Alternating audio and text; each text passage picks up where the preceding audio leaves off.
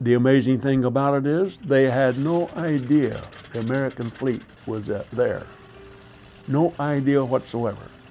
It's tough to fight a battle like that. You know how when you search an area, you have a pie-shaped arc form. They sent scout planes all through that to find if there's an American fleet out there. The Japanese cruiser Tone was to launch their ship, their plane, for a particular piece of that pie, that arc. The plane was 30 minutes late getting off. The admiral should have replaced that plane immediately, but he didn't. And then, so that one place where they did not see is where we were.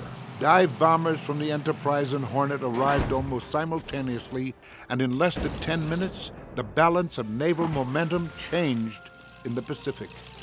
But what happened to the planes of the third American carrier, USS Hornet? Our air group wasn't a very good air group because we didn't have the practice of doing anything together. The only thing we did together at any time was on our shakedown cruise. It's like a baseball team.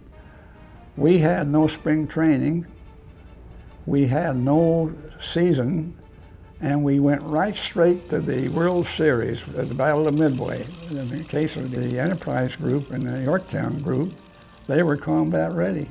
Without the sacrifice of the torpedo squadrons, that brief window in time may have closed. And I continually think, you know, of my good friend, Tom Eversole from Pocatello, Idaho. Here, he knew that his chances of survival were almost zilch. And yet, in other words, still going out there, doing his thing, you know, doing this incredible thing, giving us just a perfect chance to do our job. And I figure, well, if there aren't any saints in heaven, he has to be one. Between 11 and 11:15 in the morning, American planes began appearing over their respective carriers after the strike on Kido Butai. So I don't know how much gas I had, but I certainly didn't have much. I think Dusty Cleese claims he had a couple of teaspoons or something. At 1100, Hiryu sent 18 dive bombers and 6 fighters aloft, followed by 10 torpedo bombers and 6 more fighters at 1331. Shortly after noon, the Val dive bombers found the Yorktown and its task force still taking aboard its dive bombers. Yorktown had 12 Wildcats overhead flying capped, and these fighters took out half the Vals. Yorktown's escorts took out 2 more with AA, but 8 Vals made it through and scored 3 bomb hits on Yorktown. I can remember on the starboard, looking out from the starboard side, I was on the flight deck. Here was about 3 or 4 at least Japanese planes going down that had been shot down. And then, just, I say minutes, seconds later, here was this guy dropped a bomb on us. But the thing I remember about it so much that it was tumbling. It didn't come right straight down like most bombs did.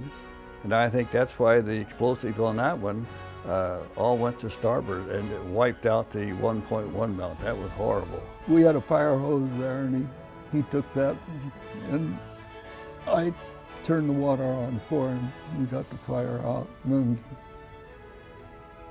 started helping getting the guys that were still alive down off the 1.1 mounts. All happened very quickly.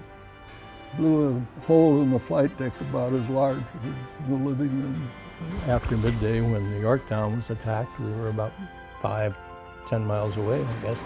And we stood, it was like a movie watching the attack on the Yorktown, but they stopped there, they never came near us. The sky's black, and what you're seeing is about the 1 out of 5 burst. The others are, you don't really see, except the tracers. So the sky is really full of dangerous objects, and they're flying right through it. They were determined to press forward their attack on the Yorktown. But I think we come out of it pretty good with as far as the bombs are concerned.